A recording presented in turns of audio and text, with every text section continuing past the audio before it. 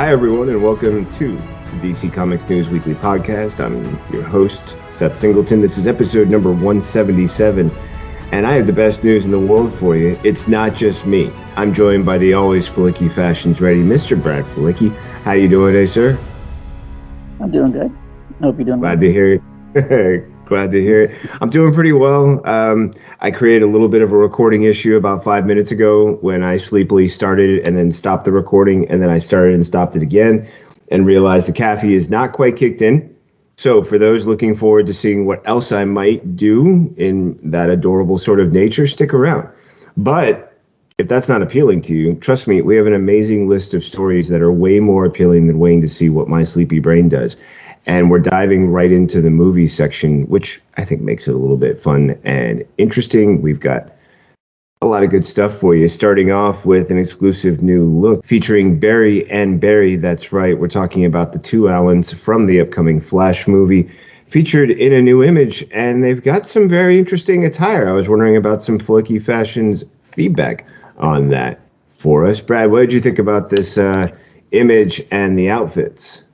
You know, I clicked on the article and I saw the picture, and I immediately got Batman vibes, like a Batman influence on the suit. And then I read the article and they mentioned that it seems Bat inspired. So I as far as Flicky Fashions go, I do like the design. And if you notice in the trailer, the "You want to get nuts, let's get nuts" scene, there's something about Batman's arms, like the costume looks a little different. And I didn't know if that was lighting, but with this picture, the arms in Barry's suit kind of look the same. So I do think that this is going to be a plot point that somehow Michael Keaton's Bruce Wayne designs one of the Flash suits. That was my takeaway from the picture. So. But again, it just makes me so curious about what the plot of this movie is going to be. So I'm every bit of news that we get makes me more excited. What about you? Well, it's with good reason and easy to do when the information's like this. So I'm just going to do a quick little flash on the image. Flash, haha, punning. And in doing so, then I'm going to blow up on two details that the article points out. One, you can note the cowl very clearly. Those are distinctive Bat features. And then two, it points out that if you take a look at the way the emblem is designed, it has a very interesting approach in that the Bat symbol, and then it appears to be like a yellow lightning bolt sprayed over that. Yeah, I was intrigued by the idea of like, okay, so how does the story play into all this? How do you make this fit, right? What's going to be the purpose of all of that? So I'm just going to show that little bit where you can see that that's clearly a Bat symbol that now has like yellow spray paint. So they've cobbled together a suit, and I would imagine, given the number of... Yeah, what's on your mind? I was going to say, I'm glad you pointed out those details. I did not notice that. Sure. So I appreciate that for sure. No problem. Yeah. So I found those to be interesting bits. And I just thought, well, I remember there's a moment where, Batman is taking in sort of the suit. And I'm pretty sure he has an idea of, much like when we see Batman as played by Ben Affleck, and he's taking in all the characteristics of the suit, the design structure, the purpose behind it, that he would have something that's designed to also withstand high-speed forces or something similar for whatever the reasons, even if he never met a Flash. Now, just warping that around a little bit, twisting it up and tweaking it so it can fit a Barry Allen and be something that can withstand the strain of running at the speeds that he does. That's an interesting development. I think it would be sort of fun. I like what you mentioned also. I did notice there was some really intriguing design elements going on with the costume, right? And how those could be utilized for the part of this costume that we see the second Barry, the Bat Barry, maybe, in this moment. I think it'll be fun how they put this together, because it does appear also as though when we meet these two Barrys, they're on different trajectories, and getting one to join up, maybe even participate in this way, could be a very significant moment. We also had a little bit of information that was a lot of fun, and it's the fact that Michael Keaton hasn't put on the suit in over 30 years. And a featurette was put together that sort of, showcases what this meeting was for everyone who was part of the work. We got some great words from Andy Muschietti. What did you think about the featurette, and also what we heard from Andy, and just sort of the acknowledgement of how significant this is, that after having, been Batman Returns, Michael Keaton never put the suit on until now.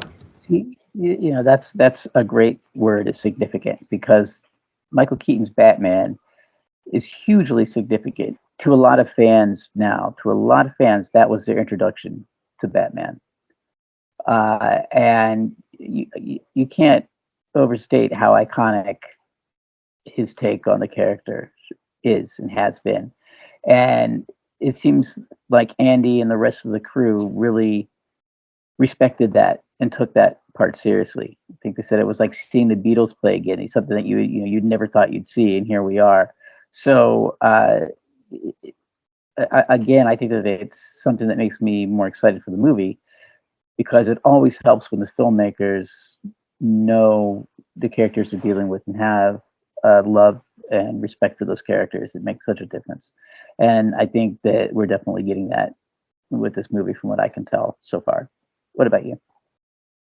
I love just the excitement and enthusiasm, that whole, he looks amazing, he hasn't put this on in 30 years, and he puts it on. I also love the heartwarming twist. This is a Michael Keaton who, after so many years, has gone through so many different experiences. And now, I think about the moments when he did some great things recently. American Assassin, Birdman was such a titanic movie. It was just like so phenomenal the way they addressed that. So now to come back to this character once again, and in doing so, that he puts on the suit and he says, "Can you take a picture for me? It's from my grandkid." Like, I gotta love that sort of like, hey man, you might have been Batman, you might be all these different things, but right now you're grandpa and you're getting to do something really cool. So can you just snap a shot? That probably was one of my favorite moments of the story, if I'm going to be completely honest. So we grabbed that one from Comic Book. Comic Book is also bringing us our third and final movie news story.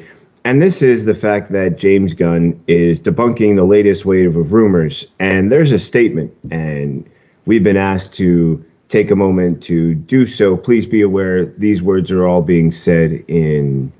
this is all James Gunn's words. This is not me in any attempt trying to paraphrase. I'm getting barraged with bullshit DC rumors this morning. I'll just reiterate the general rule not to believe anything, unless it comes from me or Peter. But unless it's especially egregious, I'm going to slow down on calling shit out. Sorry, I know it's one of my favorite pastimes, or traditions. Sorry, one of my favorite traditions, Gunn wrote. There are 3 reasons for this. 1, some people are making up lies to get attention from me or to get clicks, and I don't want to encourage that. 2, I've read 100 rumors this morning. One of them is half true, so I don't want to be used as a way for people to throw nonsense at the wall until something sticks. 3, I'm storyboarding Superman Legacy and don't have time. Have a great day. I thought that was a wonderful answer, and all 3 points are sound reasons for not engaging any further in this behavior. It was sort of cute and fun, and now it seems like it's just giving people a reason to be a bit annoying and to just push more than they, normally would, I think, if they didn't feel like they were almost being encouraged. What did you think about this take and the statement and everything to go with it? Yeah, this is stuff that we've said before about, how he takes the time to actually communicate on Twitter and debunk these rumors.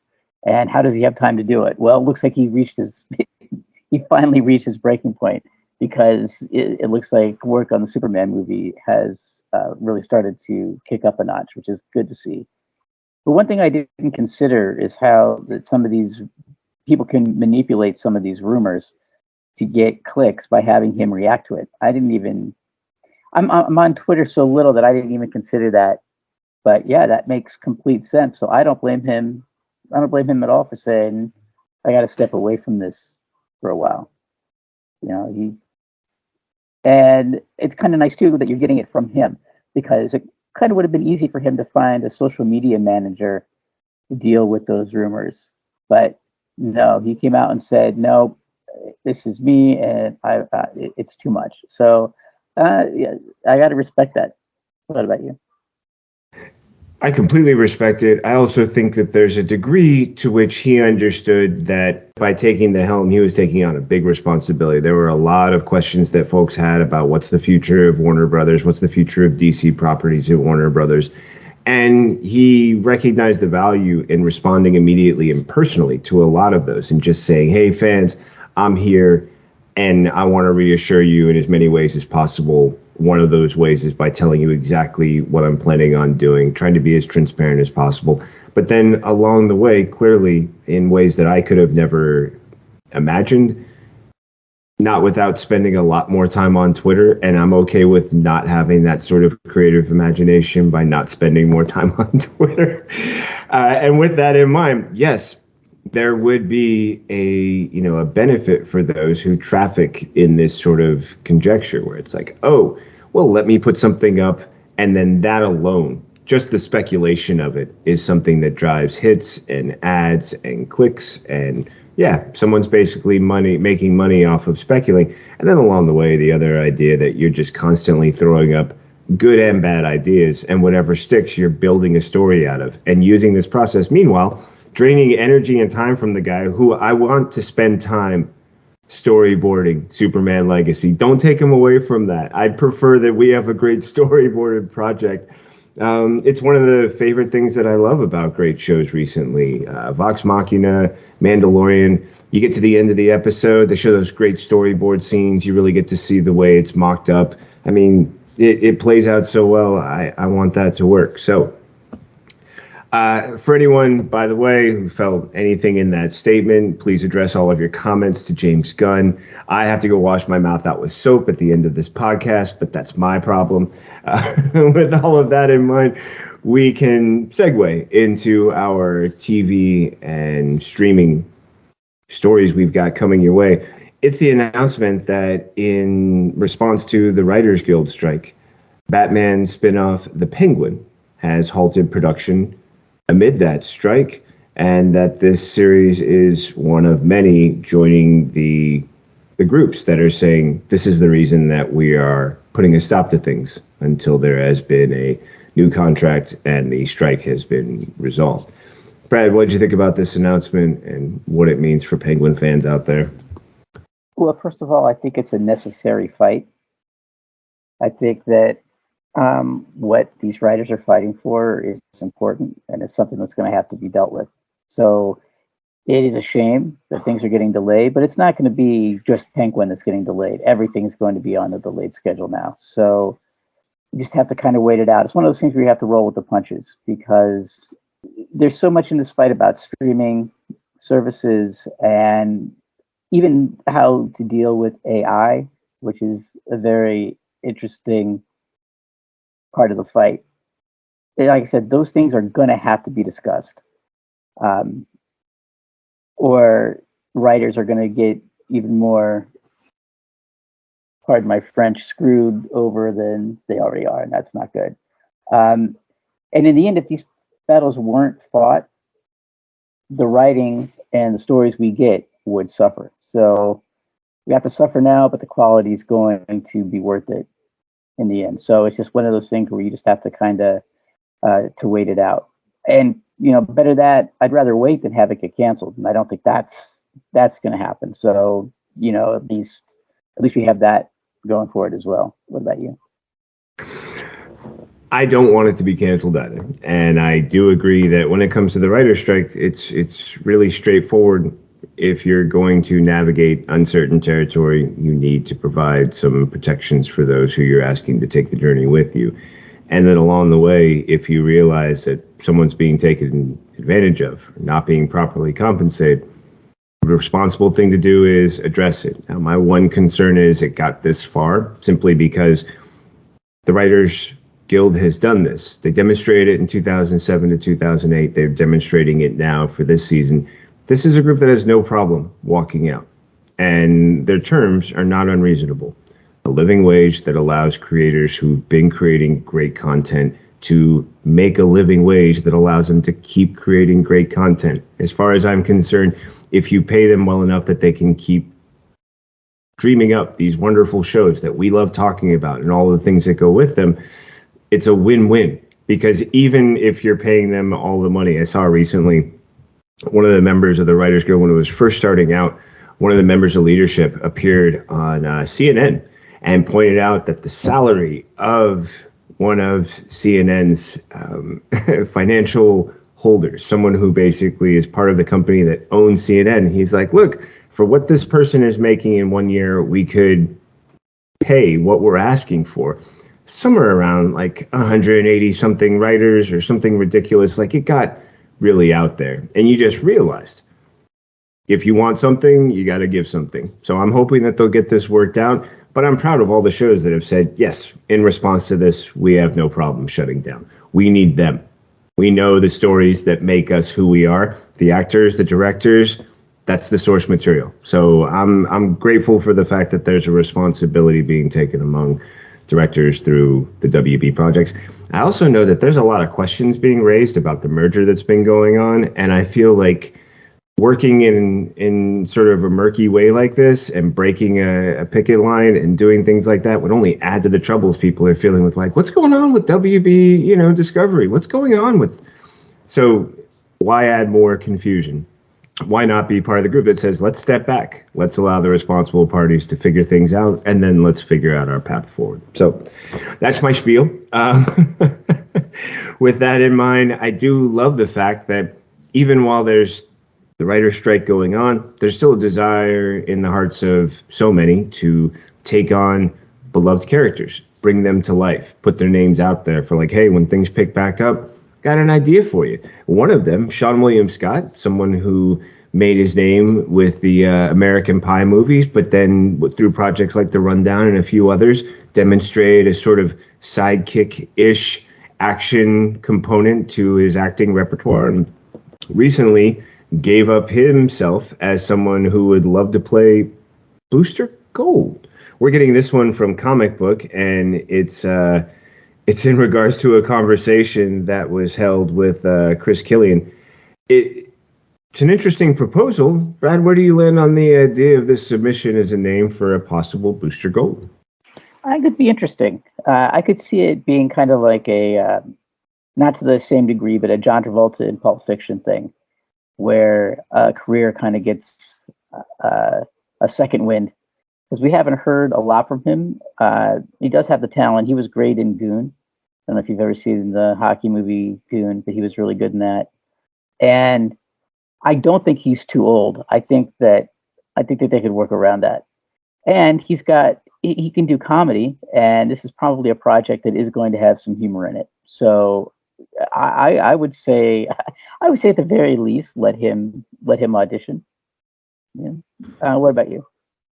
I would love to see an audition from him. I would love to hear that his name gets mixed in there. I do wonder, as you pointed out, he's someone who hasn't been around for a while. So is this a great way to reintroduce the actor to the community? Maybe show that he's been off doing stuff. I'm also wondering if there isn't someone who can portray well. Now, before I get into that, I do appreciate what you mentioned about age. I feel like that's been part of a conversation recently. Like we mentioned it last week when they were talking about casting for Lois for Superman Legacy. And I'm feeling like that's getting into a weird territory because I don't understand the value of that. I do understand the need for it if you're talking 10 to 15 years of projects. But I'm a little confused about where the timing is supposed to be with some of these characters. I mean, with Booster, I can see the potential of it because the idea is he's a washed-up player. Might have had a, depending on the versions, high school, collegiate career, and then beyond that, doesn't really go far. How far beyond that we pick him up depends on which version of his story you've read. If you're going from the old Booster Gold original series where he was headlining his own title, then I could see that he might be considered a little too old. But I'm also just curious, step away from that tangent. I'm wondering if there isn't a possibility that maybe there is an actor who might also be a strong contender who can offer up that feeling of even if they haven't experienced it personally. And if they have, maybe it adds extra weight. But that ability to demonstrate someone who's like, yeah, this is what it looks like after you didn't make it, after you're a janitor in a futuristic museum and you see all this great technology and you decide to steal it and go play hero in the past.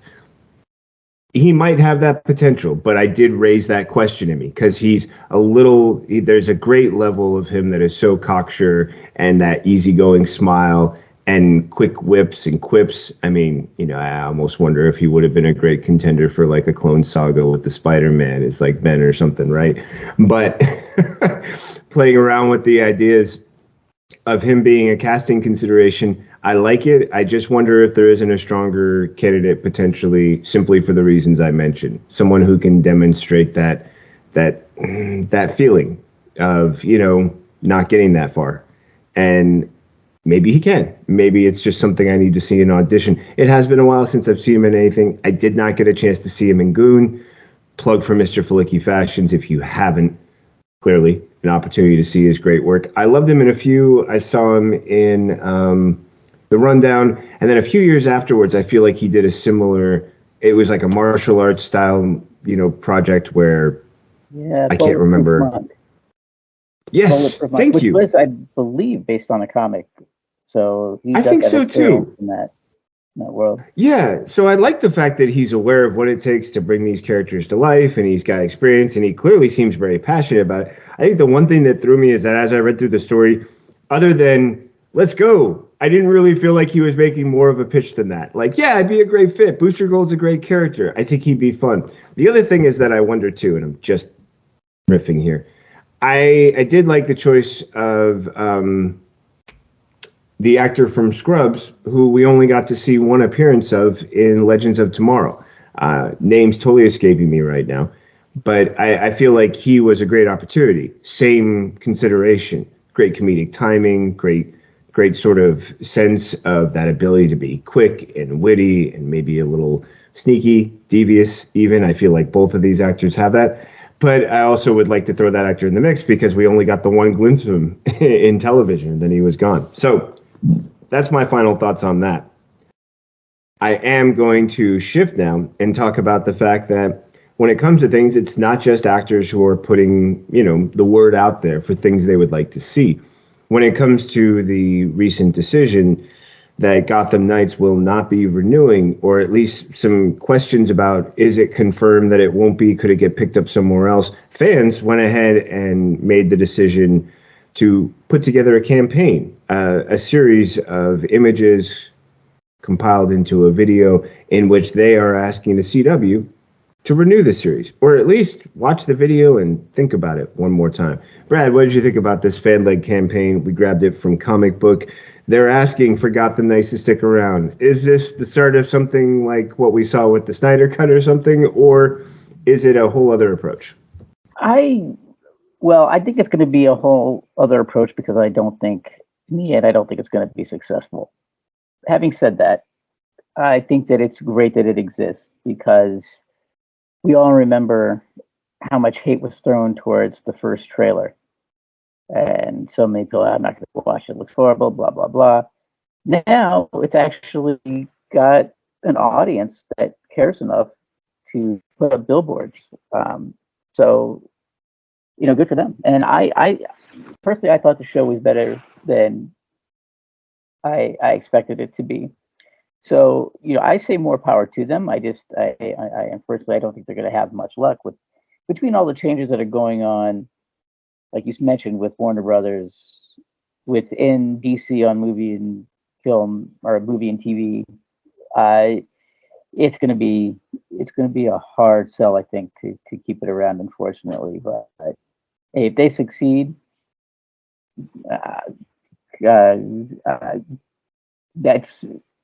it's like a Herculean task, but good luck. What about you? Yeah, I always love the quote.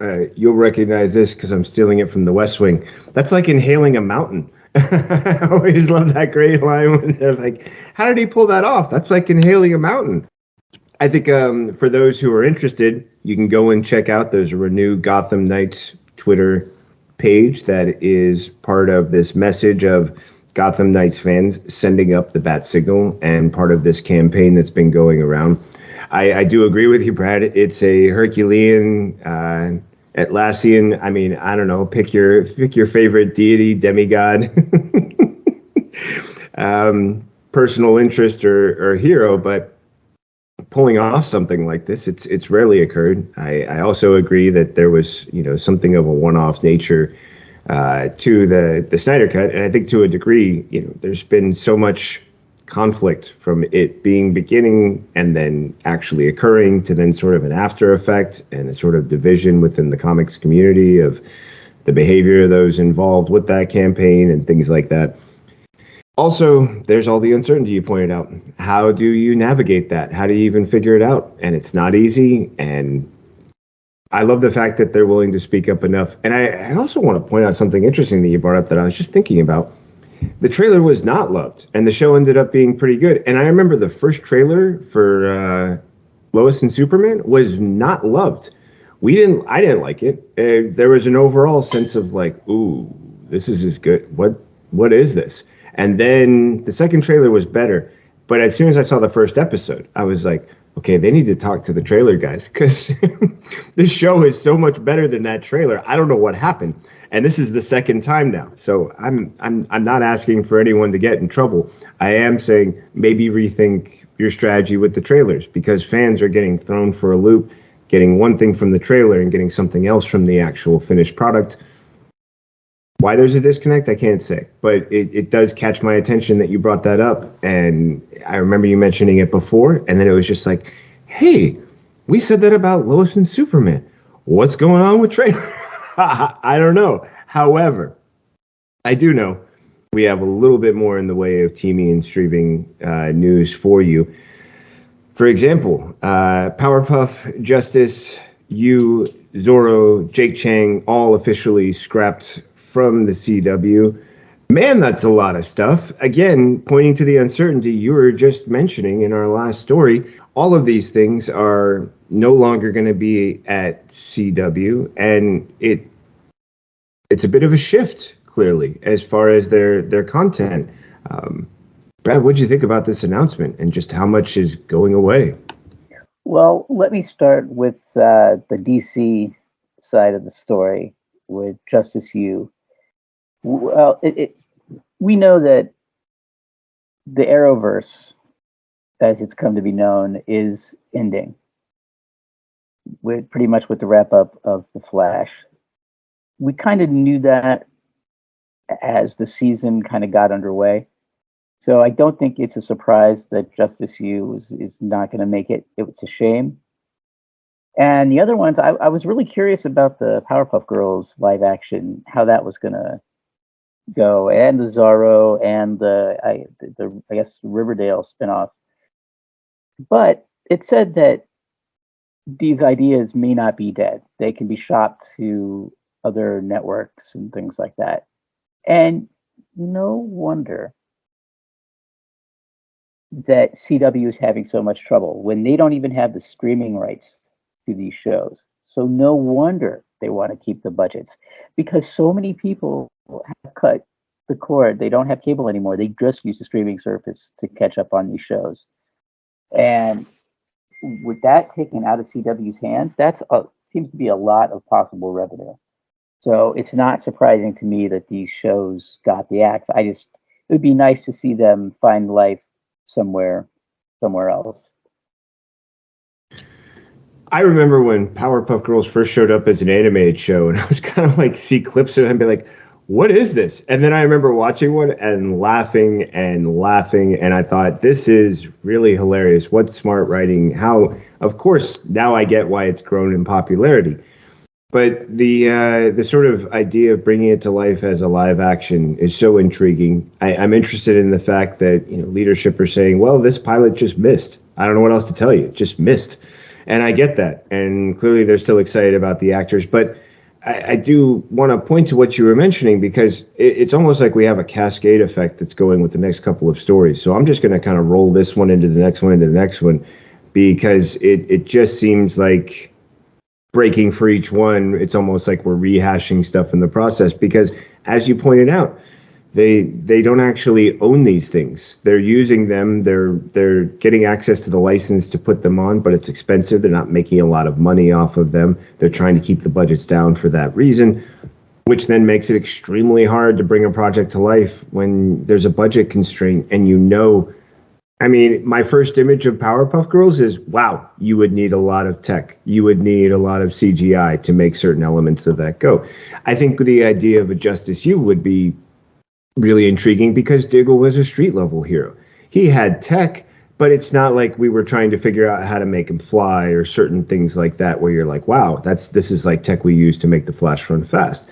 So I think there would have been some considerations, but I also agree with what you're saying with the fact that, we've known the CW has been closing up shop when it comes to DC projects simply because of the announcement from James Gunn that there's going to be a unified, process moving forward. There won't all be these different splintered projects. So I would love the idea of it still being picked up in some way just because there is a fan resonance with the CW audiences. I feel like you would be losing so much if you didn't try to consider picking things up like that. But it feeds right into our next story, which is the fact that right now the CW has no comic book shows on its fall schedule for the first time since Smallville ended. That's the 2011-2012 season. I had to think back 10 years, 13. Oh, goodness. Every year we get older. What a sort of like revelation that they've reached this sort of point. Brad, what did you think about this? I mean, clearly it's a reflection of how much it costs to hold on to those licenses and produce stuff and not make a lot of money. And now Nexstar, there's a lot of pieces here moving. Yeah, exactly. I think the thing that jumped out at me is that is a long time. It is a long time to go. We've had a superhero show for that long. But you said something too, that the whole James Gunn tried to unify everything. So I definitely do not think that this is the last time that we're going to see a superhero show on the CW. I think it'll just be more tied into other things going on. So it's a little bittersweet, but I think it's definitely a temporary thing. I really don't think that this is, there's talk about superhero fatigue, where people are sick of the shows and the movies.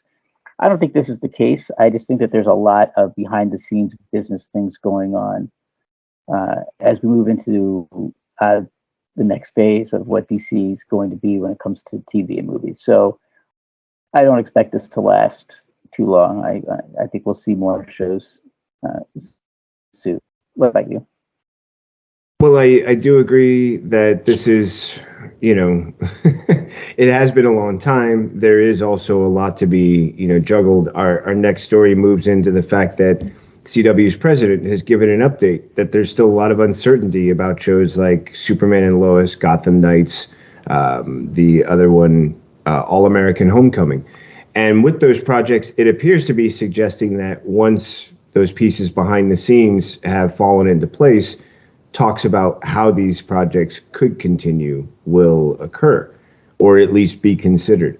So it sounds as though like there's a degree to which even the people who make these decisions are like, our hands are tied. We can't even start discussing certain things until something else happens. And then once it happens, we can start doing that. I do also think that it appears Nexstar is in a really tight position, and they'll need some way to create content or air content and do so in a cost-effective way that brings them in revenue. Whether or not that means they can work out a deal with Warner Brothers for these characters or not is something we'll have to wait on. I'm also thinking of the fact that this could be something where the relationship changes form for whatever reason, and maybe there's like a first run on one and a second run on the other. CW could get secondary streaming rights for a period, because recently we've seen projects like Daredevil, Born Again being discussed, the idea of moving that character from Netflix to Disney, and that took years. I mean, it's been a while since that show last aired on Netflix. It would be sad if that's how long it takes for something like Superman and Lois and Gotham Knights to transition to Max or something else. I don't know what that would look like, but I do consider the possibility that if there's a fan interest and you don't want to lose that audience, give them another place to go, or give them an option as far as, you know, how they can still keep up with these shows they like, and they'll continue to support, which should pay off for the companies in the long run. I just think it seems like they're all trying to figure out how they can do it and how to make money in the process. And we continue sort of just rolling along with the fact that when it comes to the CW, there's a flurry of announcements, including a fan favorite will not be returning to The Flash. That's right. Cisco Ramon, Carlos Valdes will not be making an appearance in the upcoming finale. That's going to be next week, or what is it? I can't remember the actual date. It's May something. I know it's May. Brad, what did you think about this fact that, you know, for fans of Vibe, Carlos, we will not get a chance to see one more Cisco Ramon exchange, quippy dialogue, fun facts, maybe even a couple of character names? This really bums me out because he was so well loved by fans of the show, and also with his other cast members, they always felt like a family, to quote Fast and the Furious. But it's just a bummer that he can't participate, because he did seem like such an important part of the cast and the show in general. He had such heart. The character was great. But the flip side of that is, at least it's for a good reason. And it's the fact that he's just too busy. He couldn't make it work in his schedule. And that's a great thing. It's not like I don't get along with these guys anymore and I don't want to be involved. No, it's just he's got other things on his plate. So that's totally understandable. And it's good that he has found things to do now that The Flash has ended. So I was kind of, this is kind of bittersweet, but I'm glad that he's continuing on his career. What about you? I always want to hear that actors I like are working steadily, consistently, or that they get the chance to take breaks that they need to creatively kind of recharge and then get back at it. So yes, I was torn. One, I wanted him to be back on because, man, his heart and spirit, so much like Tom Cavanaugh, right? It's that feeling of the meaning that they held for creating that foundation that was able to sustain Flash for so many seasons. He was a big part of that, whether it was on the tech side, which I love that we've got Chester now picking things up, and such a great homage to Wally. But I felt there was something with Cisco, especially when they gave the opportunity for him to become Vibe, and we got to, have some great moments like that. Having him come back would have been a real blessing, especially with so many other actors we've got coming around for the finale. However, he's doing a Hulu musical series called Up Here. And if there's one thing that I loved about The Flash, it did not shy away from the opportunity to do some great musical moments. Legends of Tomorrow did that as well. I still, to this day, remember the Victor Garber Edelweiss scene where he's up on the stage, right? But they really embraced it, and I love that it's something that appears he is still able to do. We can maybe see what his musical chops are like on another program, and who knows, maybe this is a transition to Carlos Valdes doing some really fun Broadway stuff or something else in the future. I like the idea of it. But also, I like the fact that, I committed to something afterwards, and unfortunately now there's a conflict, and that's the only reason why. If it wasn't for that, if it wasn't for my commitment to my work and the project I'm on and the people I'm working with, he would make the go, and I know it would have been a really fun way to send it off, because it's been confirmed now, as I shift into our final TV and streaming news. Like I said, it all just keeps CW rolling into each other. The Flash's showrunner has confirmed that the series finale doesn't actually wrap up the Arrowverse. So it kind of reminds me of the end of Crisis, right? The endings and then a new beginning, and what does all of that mean, and what could be happening next. So there's this last layer of uncertainty that we get to leave folks with when it comes to TV and streaming, and we've got to get it from the showrunner of The Flash, Brad, what did you think about this sort of like, wait, what? Wait, what? Yeah, what there's a famous quote from Watchmen, nothing ends, nothing ever ends. That's really the case Well said, with sir. popular culture these days. So, especially when we've already talked about the idea of Elseworlds becoming a thing moving forward. And the Arrowverse is popular, has such that built-in fan base. It would be really stupid to just close the door on all of that permanently. If fans still like it, and whether it's the cast or the writers' room or whatever still is interested in it, keep that door open. There's no reason to say, oh, we can never revisit this, because I think the demand will be there, maybe sooner rather than later. So it may be the end for now, but I don't think it's the end forever for the Arrowverse. What about you?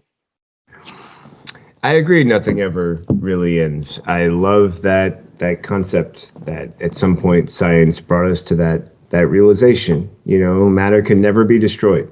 It can be changed. It can be transfigured. It can be, recreated. But it always exists. So I love this idea that you can burn it all down, and we've still got those particles that contain all of that amazing magic. What can we do with it? I mean, right now, I would say, have fun with another popular phrase and throw it all in a bottle. It's literally lightning in a bottle. All you have to do afterwards is unleash it wherever you want, however you want.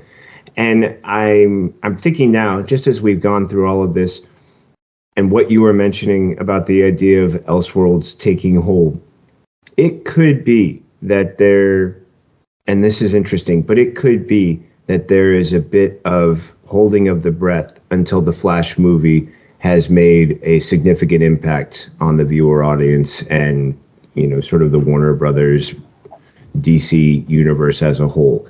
Because if it does, you were going to say something?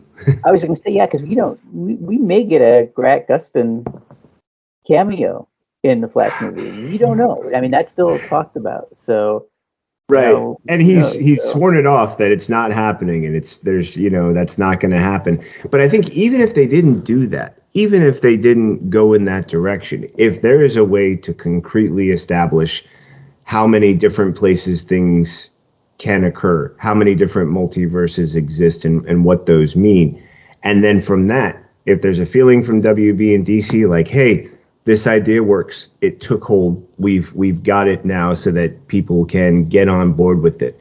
That from this point on, every new project can be about where it comes from. That it comes from one of these worlds that we've already sort of cemented in people's imaginations and minds and understandings.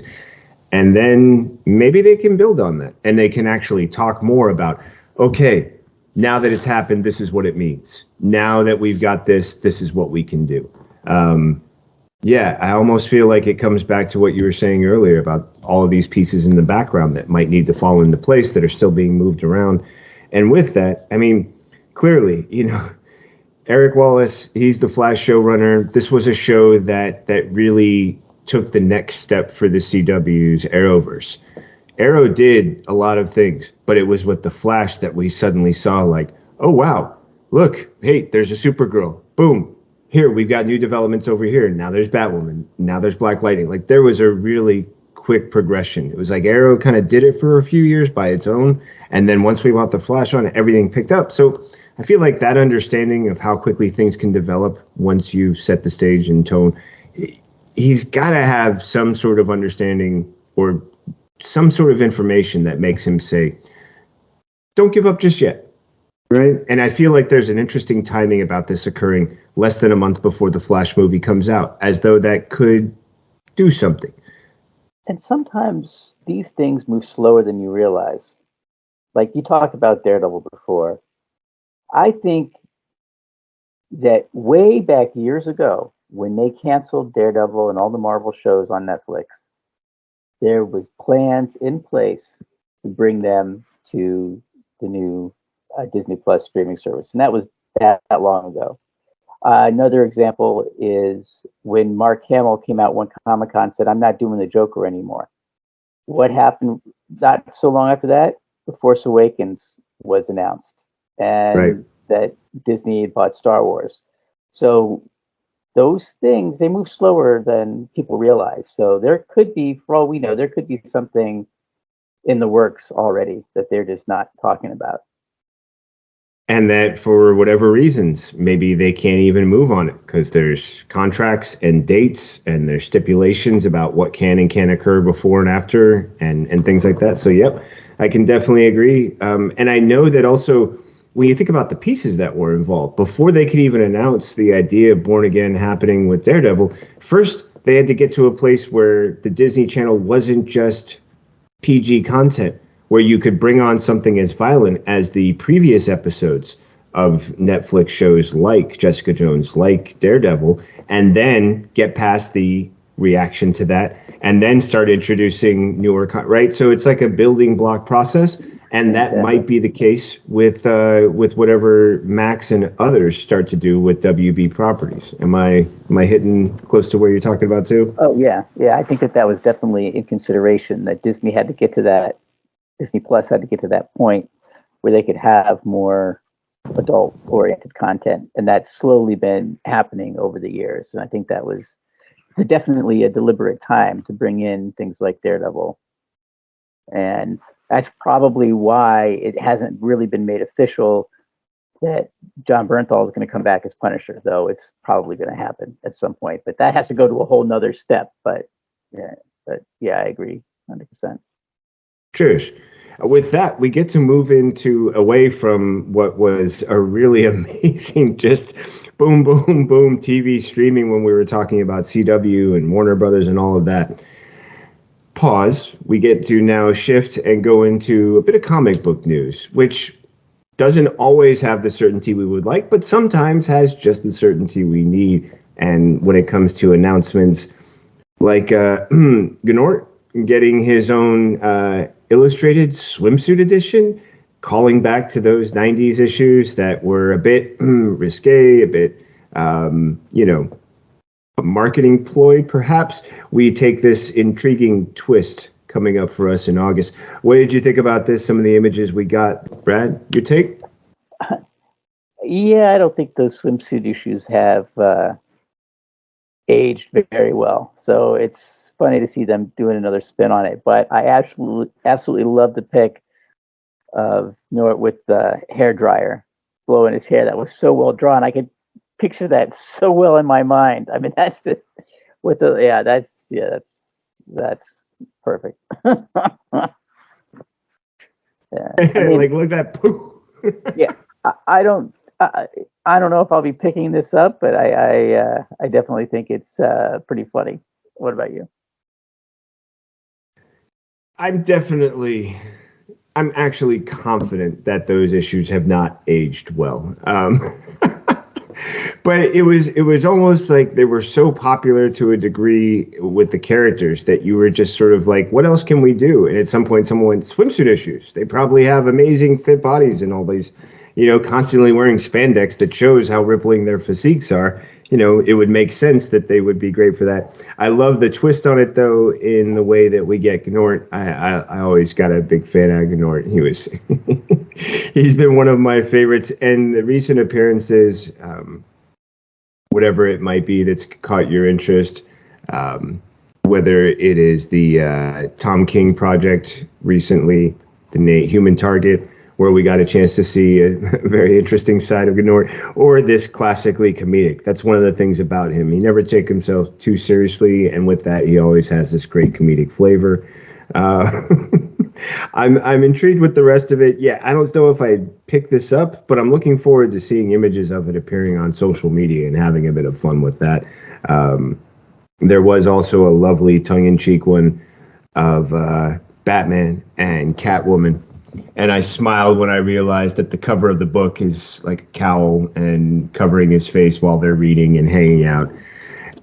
And then the rest of the images were just kind of adorable. It does seem like it's a little bit of like a wink. Like, remember when we did this back then? Haha, wasn't it funny? Okay, maybe it wasn't. Let's have some fun with it.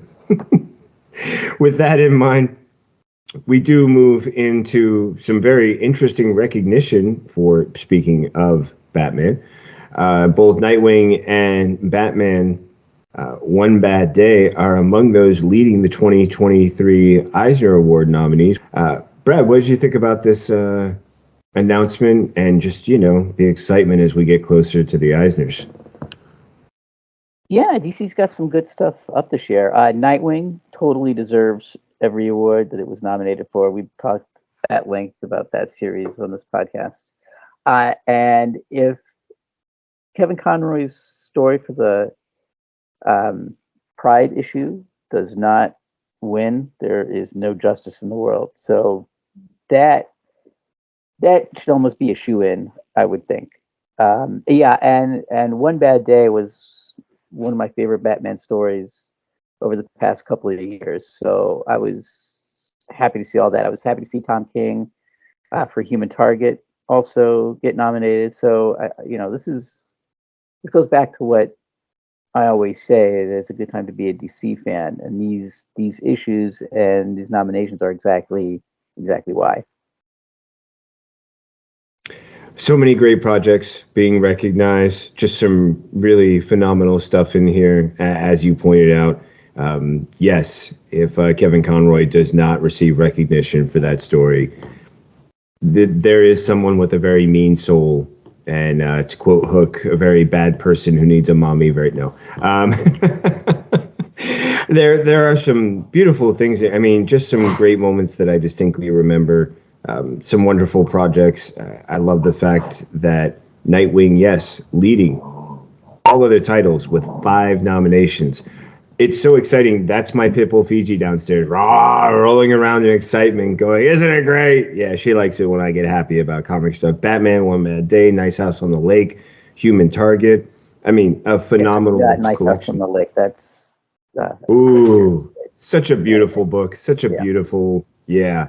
And I loved, just one of the elements that I kind of wonder, I have to think back now. I'm going to go actually check out the Eisners. By the way, speaking of which, anyone who would like can still register to vote by filling out a form. Josh might include the link. However you choose to find it, you have until June 2nd. Today is May 21st that we're recording. And I know every comic fan out there, every DC fan has a right to weigh in on making sure things like Kevin Conroy's story gets the recognition it deserves. Want to be part of that? Go check it out. Hit the link.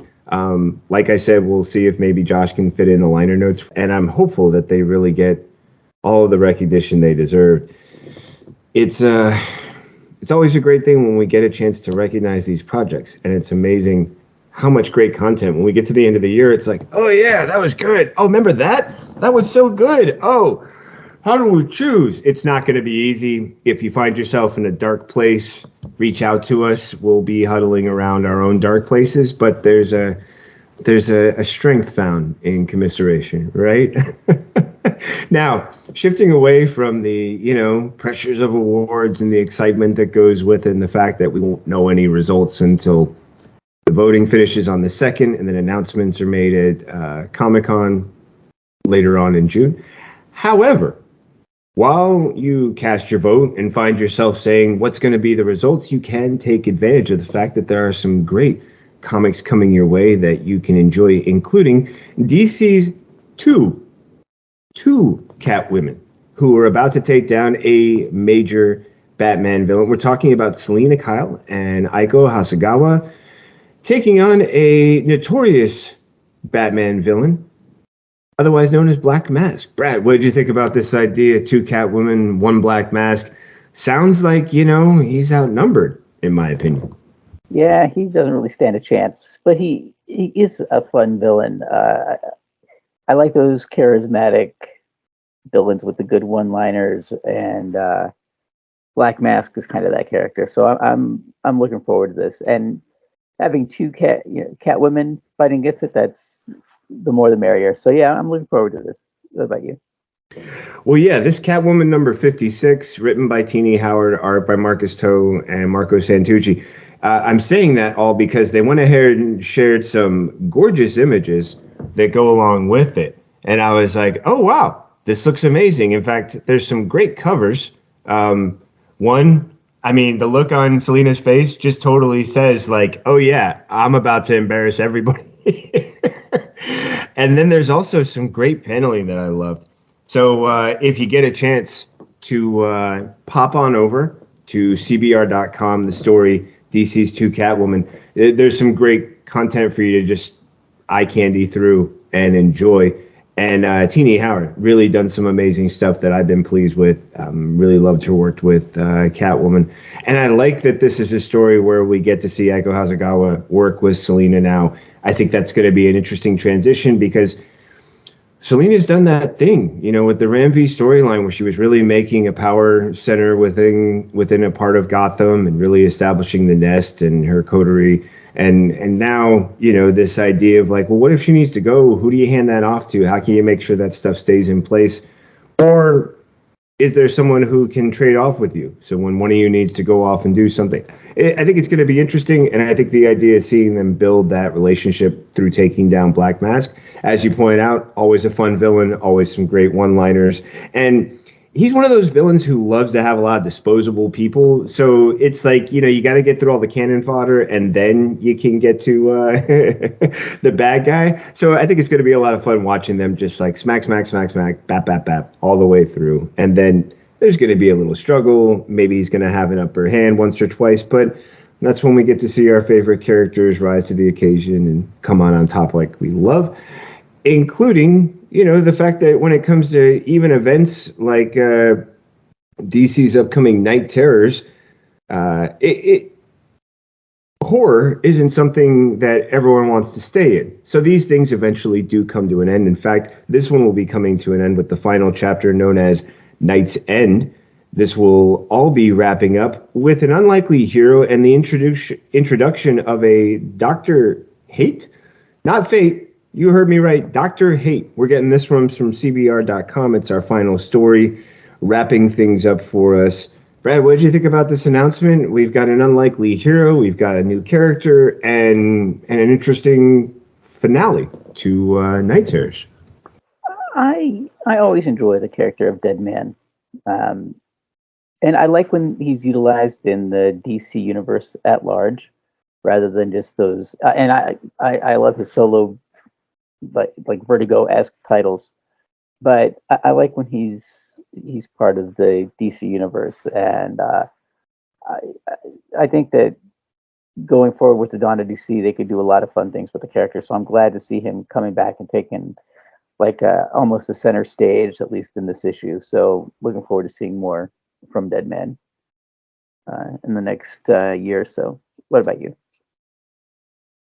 Big fan of Deadman. I really enjoy, the whole concept of Boston, this guy who was so arrogant and ladies' man got in trouble, and now he's just constantly making up for it by trying to do these things. Yes, we have seen him play some minor roles and did make, more of a impression with things like the Vertigo titles, but bringing him back into the larger DC universe, I'm glad that it's being done by such an amazing team like Josh Williamson and Howard Porter Williamson, who just, I think you said it so well a couple months back, Keys to the Kingdom, just really has no trouble taking any one of these characters that he puts his hands on and turning them into something that's a great story, making all the parts we love about them part of these great stories. There is some gorgeous art. I think if I'm going to grab one to share with folks, it's probably going to be that phenomenal looking Deadman cover. Really gorgeous stuff. I am not always as savvy to figure out who did that one. However, as I pointed out, DC's horror event ends with an unlikely hero and the introduction of Dr. Hate. You can check that out because they also, like the Selina Catwoman story we were talking about, they have a little bit of interior art for you to check out, as well as that amazing collection of covers for variants. So get out there, get ready for your FOC so you can get it in time, and make sure that you've got all these gorgeous goodies in your hands. With that, we have our other news. Outside of movies, TV, and streaming, and comic books, we have those other things that, well, they still have a home in the DC universe. The first one, Lego unveiling a 3,981 piece Batman Returns Batcave. Oh my, oh me. And is it just me, or is that a super cool looking image of of that great little image right there that sort of sets us up? Brad, what did you think about this Lego Batcave and the fact that, thanks to you, we're still hearing about this story instead of me closing up shop early? This looks incredible. Like, fans of Lego are gonna go nuts. There's that certain Lego collector that loves these big sets. There was a Death Star set. There was I think an Avengers Academy, a Daily Bugle, and seeing like this huge Batcave setup is just incredible. I have a really good friend that likes to build these Lego sets with his son, and I bet that he's going to pick this up for sure. And and that's the perfect thing, like something that a perfect way for a parent to bond with a kid. Hey, you like Batman, I like Batman, let's get this and put it together. It's going to take a while. I would much rather do that than go fishing, So, if I had a son, I would say, let's put this Lego together, this set together. It's incredible. 7 minifigures. You get Alfred, Bruce Wayne, 2 different Batmans, Joker, Catwoman. Yeah, I think it's fairly phenomenal how much they've got going on in here. As you pointed out too, great bonding experience. If you're not one of those who like to get up ridiculously early in the morning to go fishing, if you're not a big fan of stabbing worms with hooks and enjoying that sort of damp air that fishing always seems to include, and this is something you'd rather do. Now, I will say it might be a little more expensive than a day fishing trip. You're looking at a retail price of around $3.99. That's true. Yeah. However, they're not cheap. Right, you do get the chance to relax and recharge, bond with one or more of your kids, hang out, experience all of these sort of like fun pieces. It's got all these dynamic actions. And then I was checking out the images that go with it, and that case, man, opens up, and now you have all of this great fun that you can enjoy and play inside. If you want to check out just how crazy it is, it's Batman News where we grabbed this one. The Lego unveils the 3,981 piece Batman Returns Batcave. There's 49 images on there. I'm not going to spend the time of this to show you all 49. I showed you a couple. You should go take a look if it's something that intrigues you, or if you just enjoy, as I've said before, checking out the eye candy. This is a really great piece. I would imagine that your friend and his son will be building that very soon. I do know that I've got a relative, and they've been doing a ton of the Lego Star Wars ones. So I'm interested if they will ever switch over to the DC ones, because clearly there's so many of them to enjoy and another new one to add to your collection. Now, when it comes to toys like this, I totally get it. However, we shift into an interesting gear for me with video games. It's not really my forte. So, Brad, I'm going to lean on you a little bit for our next story. That Mortal Kombat 1's, their DLC leak is including Invincible, The Boys, and Peacemaker characters. For those who maybe aren't quite, familiar, what exactly are we talking about with this DLC link, and what it means that Peacemaker is one of those things that you get to enjoy because of it? So it's basically characters that you can download once the game's released. So down the line, they'll release the characters and you can play them in the game.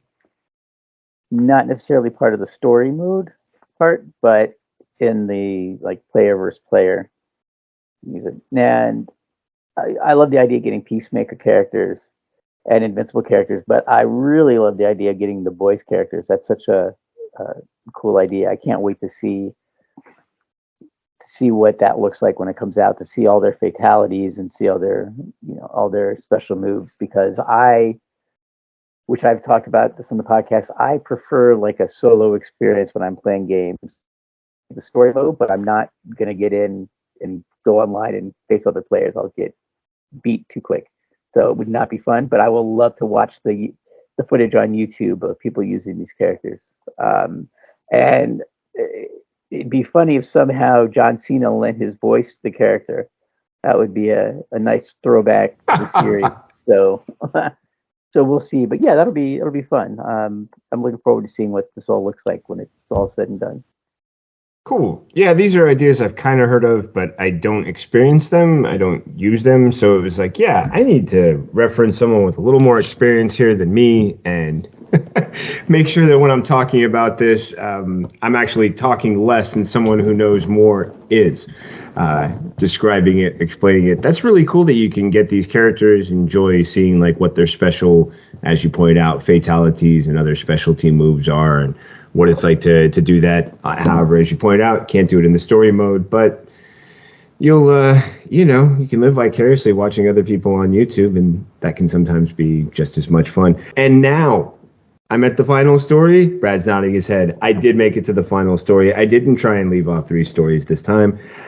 We have some McFarlane Toys Jokerized versions of Dark Knight Returns figures. Ooh my, oh wow, yeah, that's an image that really sort of sticks in the brain. Brad, what did you think about this announcement? I mean, McFarlane Toys already, one of those names synonymous with phenomenal quality. Taking a Jokerized twist, something you would love to add to your shelf? I think that only McFarlane Toys could make an action figure so terrifying. That's pure nightmare fuel. But their attention to detail and the sculpting. I always say that these are the figures that I wanted when I was a kid, and now they're there. I don't buy toys, but I totally get why people would, and this is one that I would get if I did. I would find a place on myself for this, and I would use it as a Halloween decoration in the Halloween season. Nice. That would be a sweet one. For those who do have, a desire to add these, you can start pre-ordering them from Target starting May 26th. So just a few more days. That's something you can get your hands on. They are phenomenal. The series includes, so many fun ones for you to enjoy. I would say go check out cbr.com for more about all the details related to McFarlane Toys Gold Label Connection. And with that is our final story. And I can say that this has been the DC Comics News Weekly Podcast, number 177. If Josh didn't take it out the first time I said it, well, you just had some fun sort of watching me learn a lesson in the moment. I've been lucky enough and grateful that Brad Felicki has been here to make sure I didn't leave off those 3 stories and to make sure we stayed on track the entire time through this great conversation.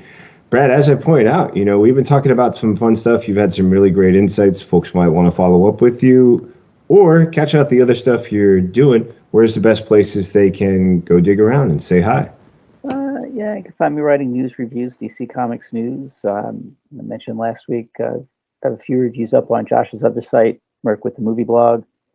And one day, we'll get to it. We'll record more Mad Love Harley Quinn podcasts.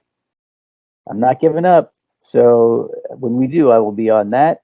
And you can follow me on Twitter, FlickyB1. Where can people find you, sir? Yeah, you can find some reviews and things that I wrote for DCComicsNews.com. Just go to the website, type in my name, Seth Singleton, in there, and give a read. You can also find me here on a regular basis hanging out with the crew for the weekly podcast. When Mad Love picks back up, I will do my best to make myself among the coterie who is making that thing happen so we can finish off season 2 and continue on. I mean, there's that Valentine's episode we got to get to at some point because that was just ridiculous. And with all of that, the fun and the fury, where else can you find me? You can find me over at this place called Hapsy Comics, a little character I write called Greedy Greg, if you're into that kind of thing, online comic strips. You can find me on Twitter as One More Singleton, Instagram is Seth the Writer, or just type in my name, Seth Singleton, and Linktree, and it'll bring you a whole list of different stuff and stuff I'm on. And yeah, in about 6 weeks, I'm going to have another place to send you to, and I'm looking forward to sharing that as soon as I have more details about it. Until then, here's what you can always know. If you subscribe right now to the DC Comics News Weekly podcast, whether you're on YouTube or whether you're on one of your favorite podcast platforms, by doing so, you make sure you never miss an episode of this great programming and all of the stuff we have coming your way, whether it's I Am the Night, the Batman the Animated Series hosted by Mr. Adam and Steve J. Ray. We also have Mad Love, which Brad Felicki has pointed out, and the potential for other great content to come our way. I'm still pushing for a Felicki fashion show. Until then, I'm glad we always have Felicki fashion segments as part of our weekly podcast. Stay in the know, stay up to date, and let us know what you're thinking on your favorite social media platforms. Just use the handle DC Comics News, capital D, capital C, capital C, OMICS, capital N, EWS. Use that handle. Find us on Twitter, Facebook, Instagram, Tumblr. I don't think we're on TikTok yet, but I might find out. YouTube, wherever you pick a handle, that handle. Find us on your favorite social media platform. Tell us what you're thinking, what you like, questions, whatever it might be. We love to have a great chat. And with that, we always love to leave you with one great reminder that it's a great way to spend your time between now and the next episode, or anytime you've got some free time. And that is to always read more comics. All right. One of these days, it's just going to be like, bam. And people are going to go, wow. And we're like, yeah, it only took us 170 something of those to get it, but we got it. And Brad, always a pleasure. Thank you, everyone. Can't wait to join you next time.